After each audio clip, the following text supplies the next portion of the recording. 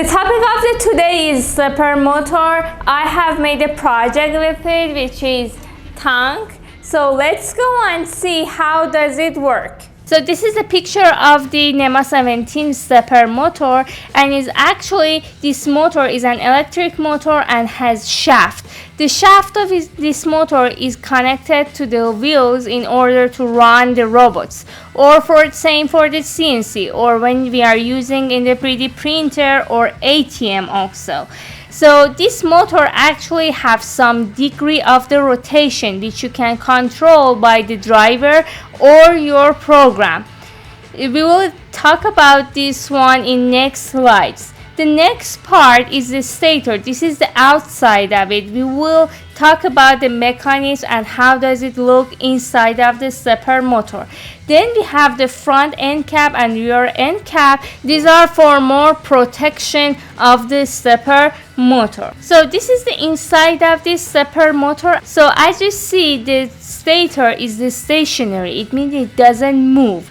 And on the stator we have coils. The coils are made of plastic and copper. So the electromagnetic forces and current are going through these coils and energize this coil, and as a result the rotor by the repulsive force or actually the attractive force, they are starting to move. So only the part of the stepper motor that is moving is the rotor part.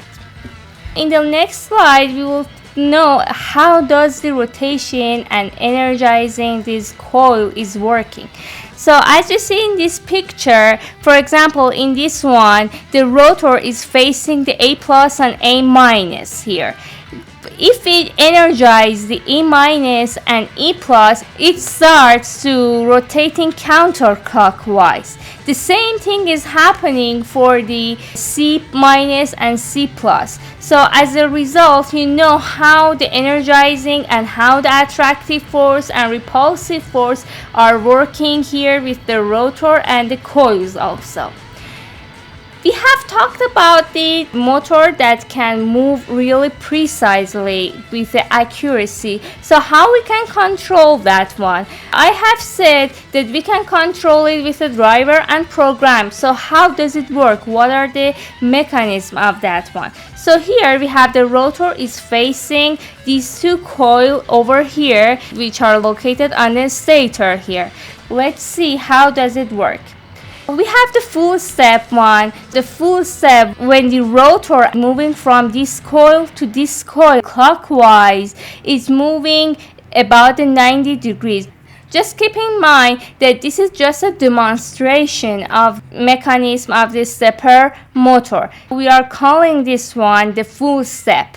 Half a step when it's moving the half of what it was before. So before it was 90 degrees, now it's 45 degrees. So it's half a step. And we have also the micro step one. So here the micro step is 1.8. So it depends on the program, it depends on the stepper motor. It can be, for example, 0.45 or 0.9. So these are the one that makes the accuracy of moving. For example, here for the micro step, it will take more than the full step to complete one revolution of the movement.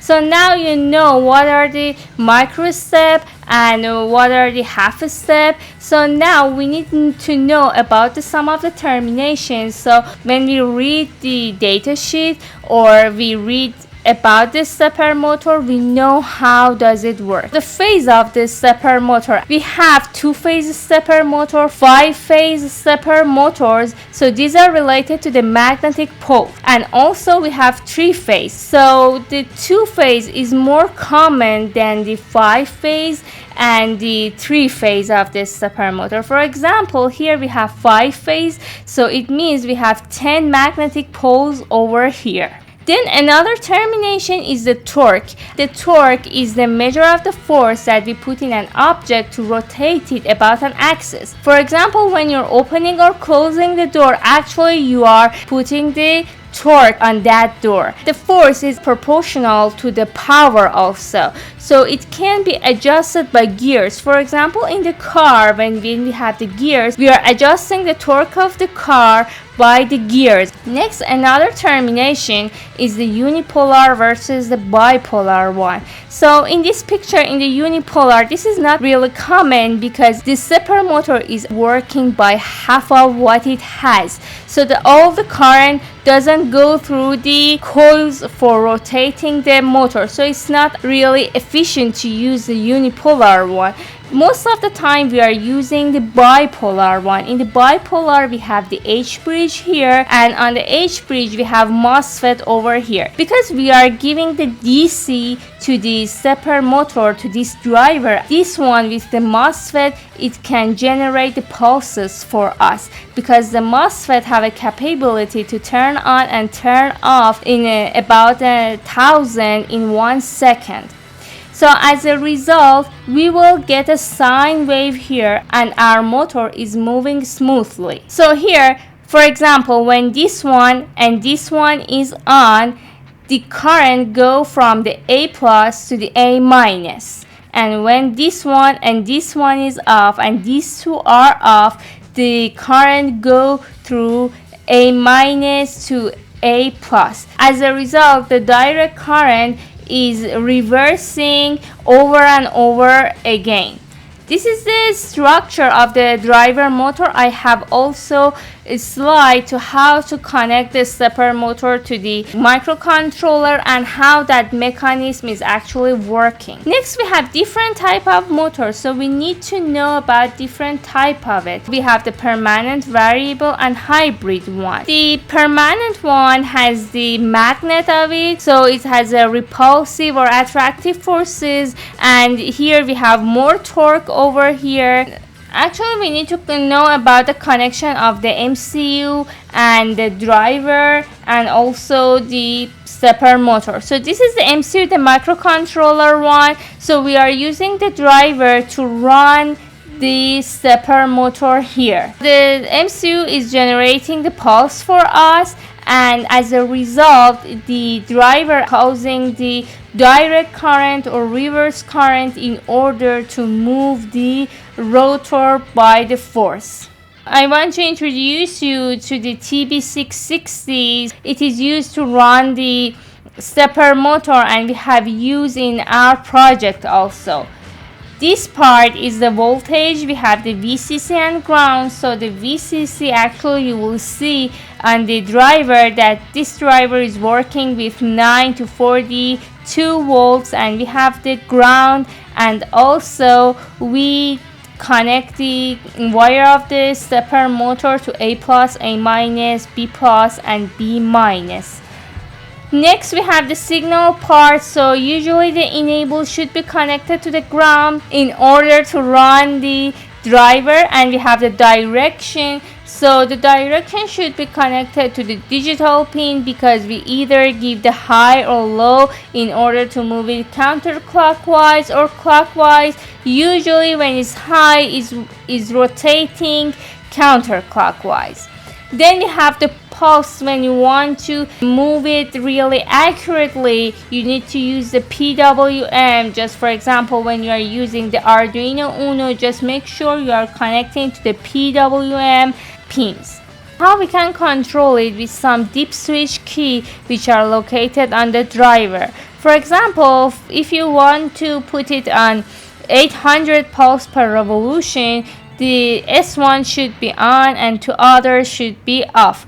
Next one, we have the current. The current is controlling the power and how fast or how accurate you want your motors to run.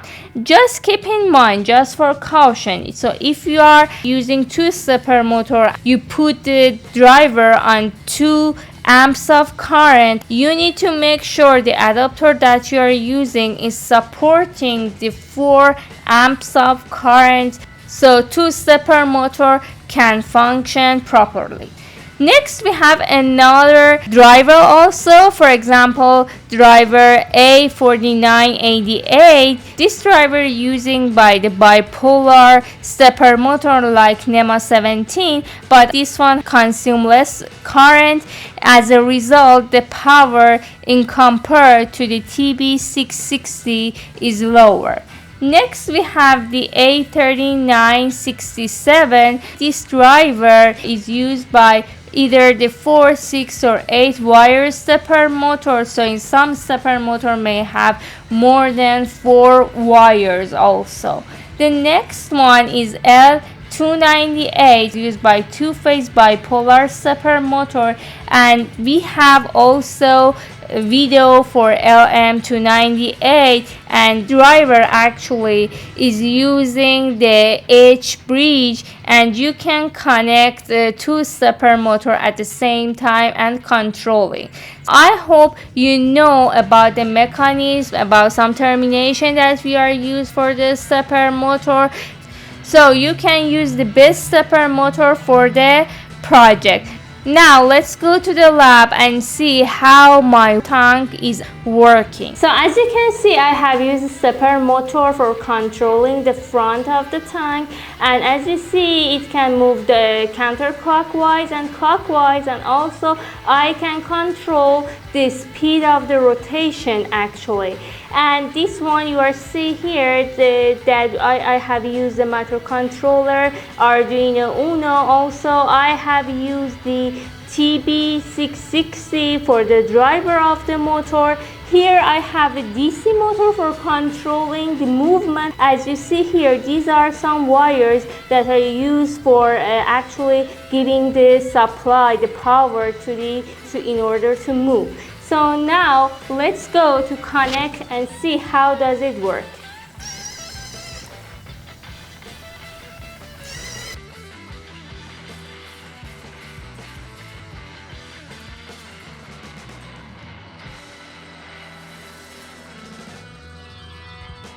I hope you have learned about this stepper motor and know how to work with it.